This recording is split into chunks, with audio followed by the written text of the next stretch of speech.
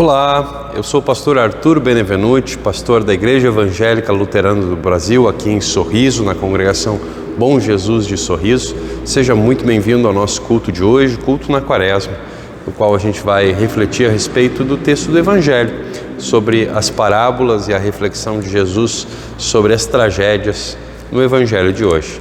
Venha conosco, pegue a sua Bíblia e vamos refletir conosco, vamos crescer com a Palavra de Deus. Em nome do Pai, do Filho e do Espírito Santo, querido e gracioso Deus, que és o nosso refúgio e fortaleza, socorro bem presente nas tribulações. Reconhecemos que se nós dissermos que não temos pecado, estamos enganando a nós mesmos e a verdade não está em nós. No entanto, se nós confessarmos os nossos pecados, o Senhor é fiel para nos perdoar e nos purificar de toda injustiça. Por isso, diante de Ti, reconhecemos que Tu és o Deus da misericórdia e confessamos que por natureza somos pecaminosos, impuros, cometemos pecado contra Ti por meio de pensamentos, palavras e ações, por meio do que nós fazemos, por meio também das nossas omissões. Reconhecemos que nós merecemos a Tua condenação. No entanto, pedimos por amor de Cristo que o Senhor não nos condenes, que tenhas misericórdia de nós, que o Senhor perdoe-nos, conforme a Tua Palavra nos promete. Te agradecemos porque Tu és um Deus de misericórdia, que entregou o Teu próprio Filho à morte e por amor dele nos perdoou todos os pecados. Obrigado porque o Senhor nos levou à fé em Jesus e obrigado porque agora, confiantes em Ti, somos reconhecidos e declarados Teus filhos e herdeiros do Teu reino e herdeiros do Teu Espírito Santo. Obrigado pelo perdão que nós temos em Cristo. Em nome dele nós oramos. Amém.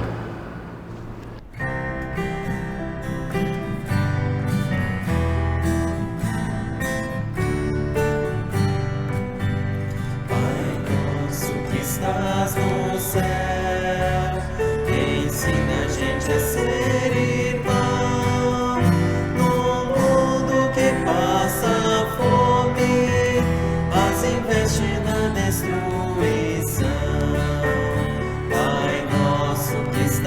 No céu, ensina a gente a repartir. O mundo perdeu o rumo e esqueceu o jeito de sorrir. O mundo perdeu o rumo e esqueceu o jeito de sorrir.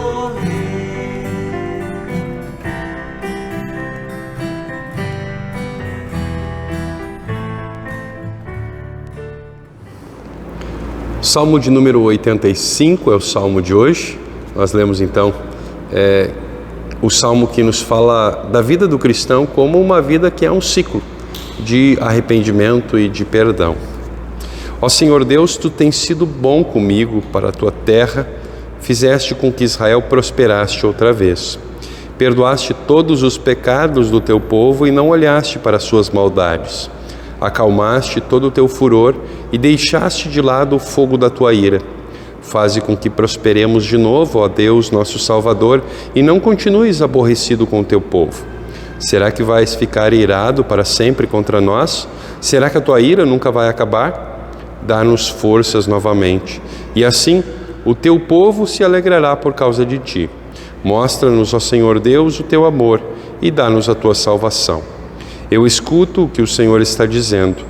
Para nós, o seu povo, para nós os que somos fiéis, Ele promete paz se não voltarmos aos nossos caminhos de loucura. Na verdade, Deus está pronto para salvar os que o temem, a fim de que a sua presença salvadora fique na nossa terra. O amor e a fidelidade se encontrarão. A justiça e a paz se abraçarão. A fidelidade das pessoas brotará da terra e a justiça de Deus olhará lá do céu. O Senhor Deus nos dará tudo o que é bom, e a nossa terra produzirá suas colheitas. A justiça irá diante do Senhor e preparará o caminho para Ele. Até aqui, a leitura do Salmo. Nós lemos o texto do Antigo Testamento, texto de Ezequiel, capítulo 33, iniciando com o versículo 7.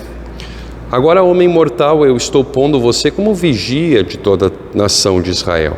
Você dará a eles os avisos que eu lhes der. se eu disser que um homem mau vai morrer, mas você não o avisar para que mude o seu modo de agir e assim salve a sua vida, aí ele morrerá sendo ainda pecador.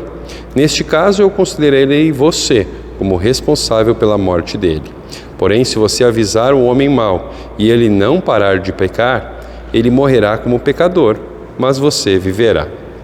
O Senhor me disse o seguinte: homem mortal, repita aos israelitas o que eles andam dizendo.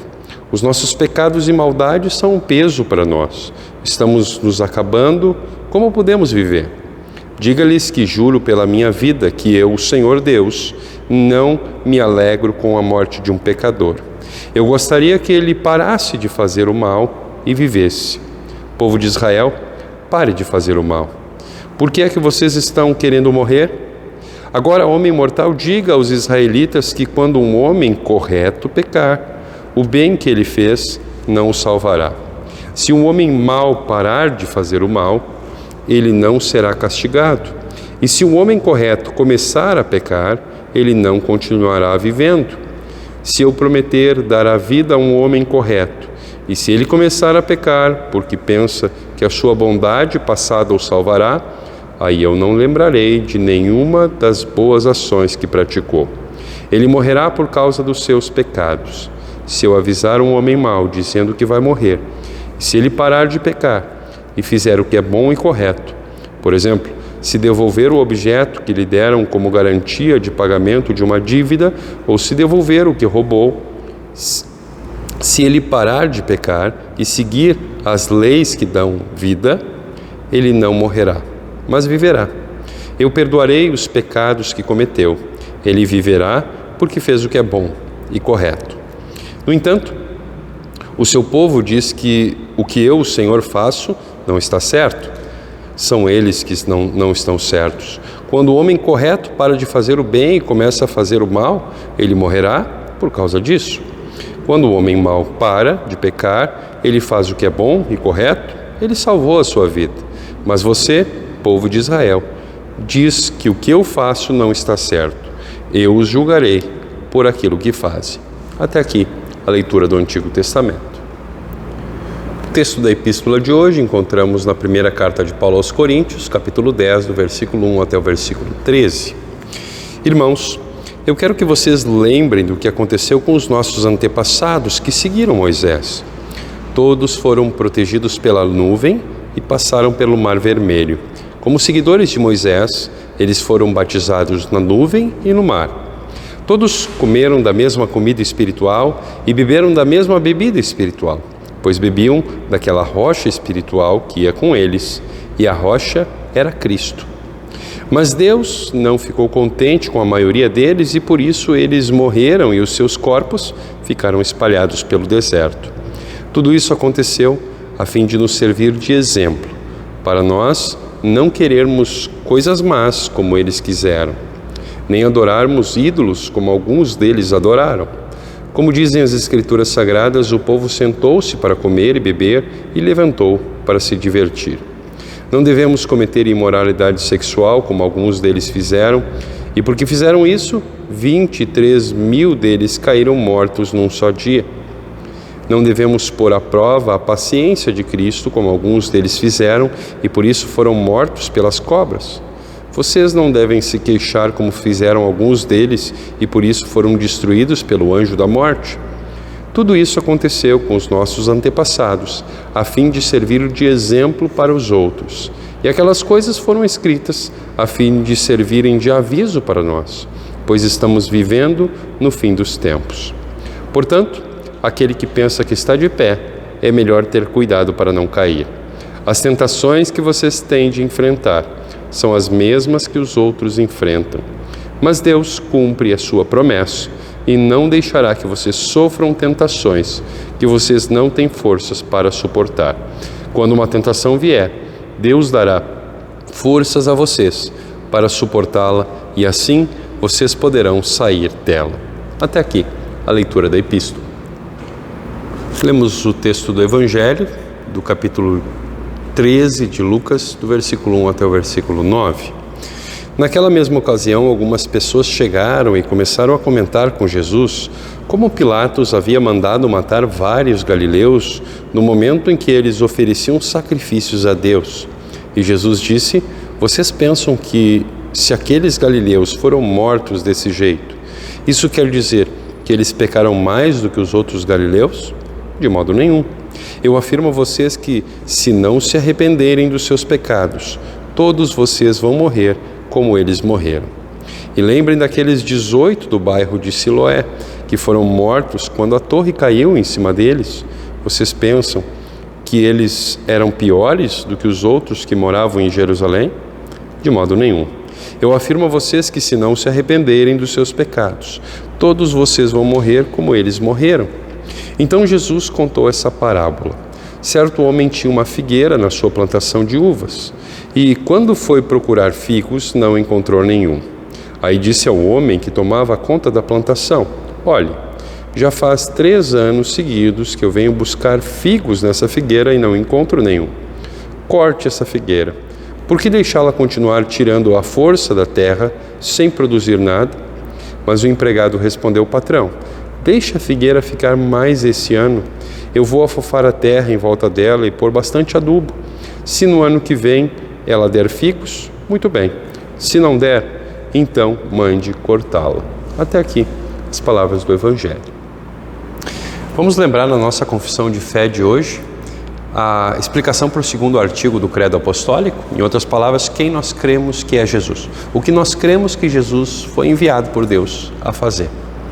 Creio que Jesus Cristo, verdadeiro Deus, gerado do Pai desde a eternidade, e também verdadeiro homem, nascido da Virgem Maria, é meu Senhor, pois me remiu a mim, homem perdido e condenado, me resgatou e salvou de todos os pecados, da morte e do poder do diabo, não com ouro ou prata, mas com seu santo e precioso sangue e sua inocente paixão e morte, para que eu lhe pertença e viva submisso a ele em seu reino e o sirva em eterna justiça, inocência e bem-aventurança. Assim como ele ressuscitou dos mortos, vive e reina eternamente. Isto é certamente verdade.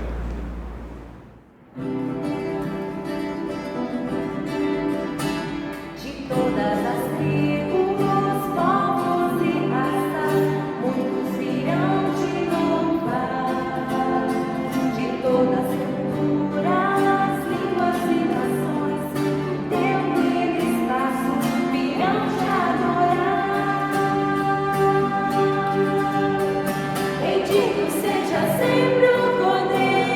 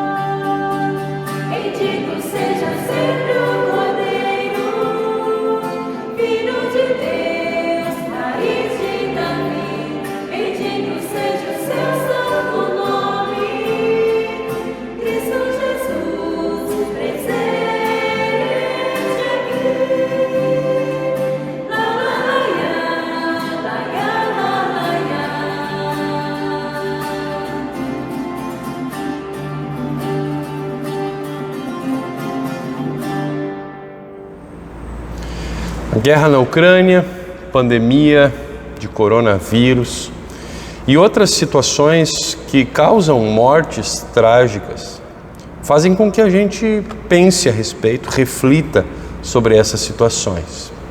Tragédias, traumas e comoção coletiva por causa do sofrimento. O que será que essas coisas dizem a respeito de Deus? E o que Deus pode dizer a respeito delas? Por que falar a respeito de tragédia? Será que não é melhor deixar para lá? O Evangelho de hoje relata como tirar algo bom dessas situações, de forma que essa tragédia possa trazer algum benefício para alguém, para que nós estejamos entre os beneficiados de preferência. Jesus relata no Evangelho de hoje 2 tragédias e ele reage a respeito e ele nos propõe também uma reação. O que significam tragédias e como afetam nossas vidas? Como é que será que tragédias podem afetar nossa vida espiritual? Mesmo aqui, hoje, em uma igreja cristã, como cristãos, nós também enfrentamos dificuldades e traumas na nossa vida. A doença de alguém que a gente ama, brigas e desentendimentos que podem levar a fim de relacionamentos, entre cristãos inclusive, a morte de um ente querido. Tudo isso nos faz reconhecer que existem coisas sobre as quais a gente não tem poder, não tinha como evitar. E quando essas coisas acontecem, desde Adão e Eva, a gente tenta encontrar um culpado. Algumas vezes nós jogamos a culpa em quem foi afetado pela tragédia, dissemos culpa dele, e talvez nós, quando analisemos e reflitamos a respeito dessas situações, a gente chega à conclusão de que aquele que foi, por um lado, vítima, na verdade recebeu uma punição de Deus. Ainda hoje, não faltarão aqueles que vão dizer que se você está doente, se você estiver em dificuldade financeira ou numa dificuldade de relacionamento, é porque Deus está punindo você, porque você deve ter cometido algum pecado muito grande, ou talvez a sua fé não seja grande o suficiente. E esse jogo de culpa é algo que acontece desde Adão e Eva. Lembra o que aconteceu com eles, quando eles pecaram? Adão respondeu para Deus: a mulher que tu me deste, me deu fruto e eu comi. E a Eva disse: a culpa é da serpente. No entanto, Jesus, quando fala a respeito dessas situações, no Evangelho de hoje, deixa claro que não havia relação entre a gravidade do crime e a intensidade do castigo. Deus, com isso, nos desautoriza a relacionar determinado pecado a determinada punição. É verdade que às vezes no texto bíblico Deus disse que determinada punição veio por causa de determinado pecado, mas aí é Deus falando, não somos nós. Nós não devíamos usar a nossa impressão e a nossa ideia, a nossa opinião, para julgar punição e pecado do próximo.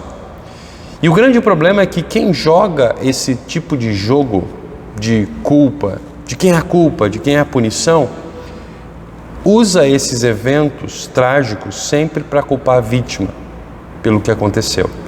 E assim nós perdemos a capacidade de fazer o que a gente deveria fazer, que é aprender com o erro e ajudar as vítimas. Veja que bela lição para a Quaresma. Precisamos aprender com os erros e ajudar aqueles que sofrem por causa de erros, por causa de pecados. É comum atribuir algum grau de culpa a pessoas que estiverem envolvidas em situações catastróficas. A ideia é que uma calamidade atinge apenas aqueles que foram extremamente pecadores. E essa ideia não é novidade. No entanto, essa teoria da retribuição mecânica é combatida aqui por Jesus. Não é assim que Deus age. E não é assim que Deus lida conosco. Então, por isso, ao invés de reagir diante de tragédias com condenação, Jesus nos ensina a reagir olhando para essas tragédias e chegando à conclusão: eu mereci estar lá. Levando em conta essa situação, o apóstolo Paulo, por exemplo, disse: aquele que está em pé, cuide para que não caia. Quando, por isso, nós vivemos tragédias ou acompanhamos, ficamos sabendo de que alguém está vivendo uma tragédia, ela podia nos servir muito bem de um lembrete. Não dos pecados dessa pessoa, mas até porque esses pecados não eram maiores nem piores do que os meus, mas essas tragédias deveriam servir como um lembrete da urgência da pregação do Evangelho. Por isso, esse é o momento para que nós lembremos do privilégio dado à Igreja para continuar a missão de Jesus. O que Jesus fez no Evangelho é falar a respeito de arrependimento, em um contexto onde as pessoas entendem a salvação como meritórias, entendem que vão para o céu por causa dos seus méritos, por causa do seu merecimento. E Jesus, na verdade, aponta para o arrependimento como aquilo que é chave para que as pessoas possam ir para o céu, não o mérito próprio. Por isso, enquanto nós perdemos tempo culpando vítimas, nós não poderemos ou não conseguiríamos usar essas tragédias para nos levar ao arrependimento pessoal. Deus usa eventos como a guerra, como uma pandemia, como uma tragédia familiar ou pessoal, para me levar ao arrependimento. E quando você fica refletindo sobre a culpa do outro, você não percebe a sua própria culpa. Essa então é a ênfase de Jesus, a ênfase no arrependimento. E essa é uma ênfase presente em todo o período da Quaresma. Não importa o tipo de morte, o fim trágico daqueles que não se arrependerem em tempo será sempre o mesmo. E será sempre muito mais trágico do que qualquer tragédia que a pessoa possa viver aqui nesse mundo. Impenitentes, pessoas que permanecem não arrependidos diante dos seus pecados, têm um único fim. E esse fim é a condenação. E esse é o fim mais trágico que pode existir. A nossa caminhada espiritual nunca vai ser edificada. Nós nunca cresceremos espiritualmente por culpar outras pessoas por sofrer o que sofreram.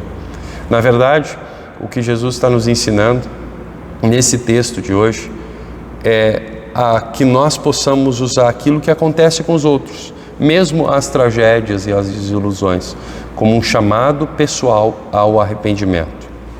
É para mim esse chamado. Esse é o ponto principal do ensino de Jesus no Evangelho de hoje. O chamado que o Espírito Santo faz para você é um chamado não para encontrar culpa nos outros, não para condenar os outros, mas para olhar para dificuldades na vida dos outros, acontecimentos no mundo, tragédias e limitações do outro, e reconhecer as nossas próprias limitações, as nossas próprias dificuldades, os nossos próprios pecados. Por isso, antes de tudo, o Espírito Santo nos chama ao arrependimento pessoal, a uma caminhada pessoal até a cruz de Cristo, arrependidos. Na tragédia, na vida do outro, por isso, deve me levar ao arrependimento. O trauma do outro deve me lembrar de quem eu sou. A infelicidade do outro deve me levar em direção à cruz e à intercessão a essa pessoa que hoje sofre. O Espírito Santo quer me levar para longe da arrogância de alguém que se dá o direito de analisar o relacionamento do outro com Deus. E aí então Jesus conta uma parábola a respeito de uma figueira. E essa parábola tem o propósito de reforçar aquilo que ele já disse antes. O dono da árvore tem o direito de esperar que a árvore produza fruto. E Jesus conta nessa história que as expectativas do dono foram frustradas e que ele resolveu cortar a árvore. E aí então vem um viticultor e disse: deixa mais por esse ano, tenha um pouco mais de paciência. A ordem do dono da vinha sobre quem não produz frutos dignos de arrependimento já foi dada. E a única maneira de escapar desse julgamento, de escapar do machado, passa pelo arrependimento. A maior tragédia é aquela em que as pessoas são condenadas à morte eterna sem arrependimento. Por isso, eu encorajo hoje a você e a mim mesmo a que nos afastemos de todo tipo de arrogância espiritual, que nós assumamos um espírito de arrependimento e uma humildade que nos permita nos aproximar de Jesus, que é aquele que sempre nos diz: meu filho, eu perdoo todos os teus pecados e eu amo você com um amor que não tem fim, e por isso eu sempre vou estar do seu lado. Confie em mim. Amém. Nesse período de Quaresma, uma das tônicas é o arrependimento. Hoje os textos falam a respeito de arrependimento. E tendo em vista as nossas ofertas e a relação que a gente tem com os bens materiais que Deus nos dá, nós, se formos bem sinceros, precisamos reconhecer que temos muito do que nos arrepender. Da forma como valorizamos o presente de Deus muito mais do que o doador, muito mais do que aquele que nos deu o presente. Por isso, Deus nos chama ao arrependimento também na administração dos bens materiais que nós recebemos dele e que nós podemos devolver como ele gostaria que o fizéssemos.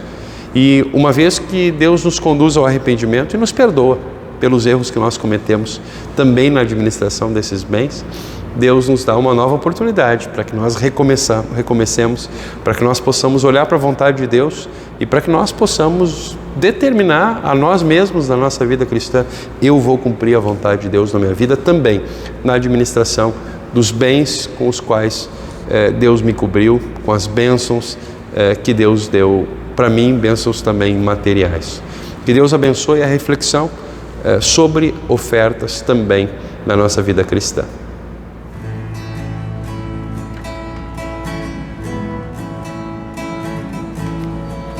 Paz seja convosco.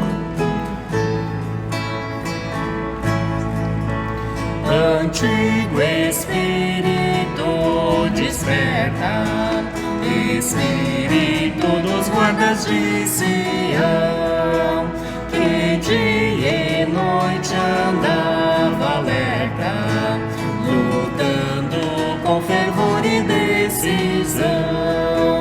O seu clamor penetra o mundo aqui e chame multidões, Senhor, a ti.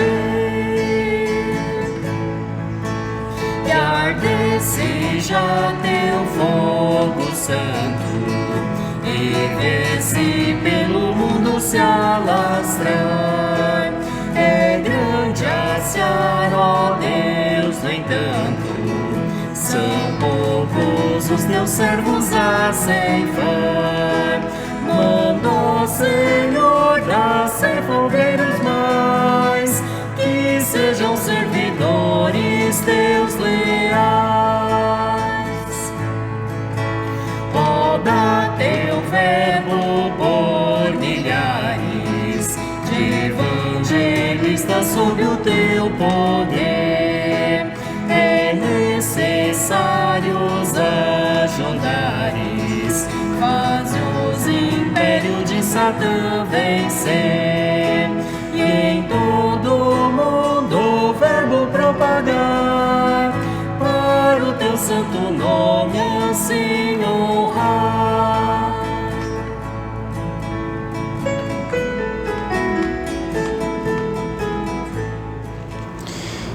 Misericordioso Pai, a tua salvação está perto daqueles que te temem. Contempla com a tua bondade a tua igreja e derrama o dom do arrependimento, para que todos os teus filhos recebam a tua contínua graça para atender a tua palavra, que possam voltar-se do pecado e receber o perdão e a vida em teu Filho Jesus. Tu que és o doador da salvação, lembra-te de todos os pastores que atuam na tua igreja. Concede aos pastores, professores, missionários, auxiliares na igreja a tua coragem, a tua ousadia no falar a respeito da palavra salvadora, para que ela exerça o seu trabalho mediante o poder do Espírito Santo. Bondoso Deus e amado Senhor, olha com misericórdia sobre esta congregação. Remove de nós a hipocrisia, fortalece a todos os membros, para que possamos ser testemunhas vivas do teu dom da vida eterna nos nossos lares, no nosso trabalho, também quando estivermos nos divertindo. Rei poderoso, a Ti recomendamos a todas as pessoas que foram investidas de autoridade no nosso país e no mundo. A todos aqueles que zelam pela nossa segurança, concede que sejam íntegros e honrados em tudo aquilo que empreendem e conduz cada uma dessas autoridades no caminho que Te agrada. Santo Deus, ouve as nossas preces por todos os Teus filhos que sofrem de alguma necessidade, pelos solitários, pelos aflitos, por aqueles que lamentam a morte de um ente querido, por aqueles que estão doentes.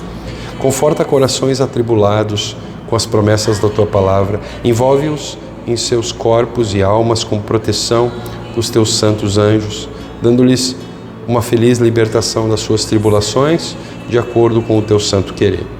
Deus fiel, Tu não permites que nós sejamos tentados além das nossas forças, mas as tentações sempre são providas por Ti como uma rota de fuga, para nós possamos sair bem nelas. Lembra da Tua piedade, lembra de todos aqueles cuja fé é posta em teste, lembra-te daqueles que lutam contra algum vício, daqueles que se sentem abandonados. Abre os seus olhos para que possam sentir a Tua presença e assim, na Tua palavra e sacramentos, encontrem o alívio desejado. Querido Pai, o Teu Filho preparou uma festa para a Tua família, a fim de que não nos sintamos mais cansados nas nossas lutas, que não nos desesperemos, mas que possamos encontrar em Ti renovação e misericórdia. Concede renovação, concede o Teu perdão para todos aqueles que ouviram a Tua palavra hoje e continuarem ouvindo a Tua palavra. Reúne as nossas orações de hoje junto com as orações e gratidões do Teu povo fiel em todos os tempos, em todos os lugares. Une essas intercessões e essas orações com as intercessões e petições de Jesus, o nosso sumo sacerdote, até que Ele venha outra vez, em poder e glória, como vitorioso Senhor de todos. Através dEle, com Ele e nele, na unidade do Espírito Santo, toda glória e honra sejam Tuas, Todo-Poderoso Pai, pelos séculos sem fim. Amém. Pai nosso que estás nos céus, santificado seja o Teu nome. Venha o Teu reino, seja feita a Tua vontade, assim na terra como no céu. O pão nosso de cada dia nos dá hoje e perdoa-nos as nossas dívidas, assim como nós também perdoamos os nossos devedores. E não nos deixes cair em tentação, mas livra-nos do mal. Pois Teu é o reino, o poder e a glória para sempre. Amém. Recebe a bênção do Senhor, que o Senhor te abençoe e te guarde, que o Senhor te trate com bondade e misericórdia, que o Senhor olhe para ti com amor e te dê a paz. Amém. Queridos irmãos, chegamos assim ao final desse nosso culto de hoje, agradecendo a todos aqueles que nos acompanharam até aqui. Incentivamos que você possa curtir, compartilhar para fazer com que esse material possa alcançar outras pessoas. Lembramos que na descrição desse vídeo nós temos os avisos das atividades da Congregação Bom Jesus aqui de Sorriso, agora na próxima semana. Nós temos também a descrição da conta para depósito, caso alguém seja movido aí no seu coração a ofertar para a manutenção do nosso trabalho. Nós também lembramos que esse é o último culto que eu gravo aqui como pastor da Congregação Bom Jesus de Sorriso. Estou sendo aqui desligado, né? Vai haver o meu culto de despedida presencialmente, porque eu aceitei o chamado para servir como missionário na Jamaica. Então, que Deus continue abençoando a você que acompanha o nosso material, que Deus continue abençoando a Congregação de Sorriso e que Deus também acompanhe a mim e a minha família nesse novo desafio. Que Deus abençoe você e até uma próxima. Tchau, tchau.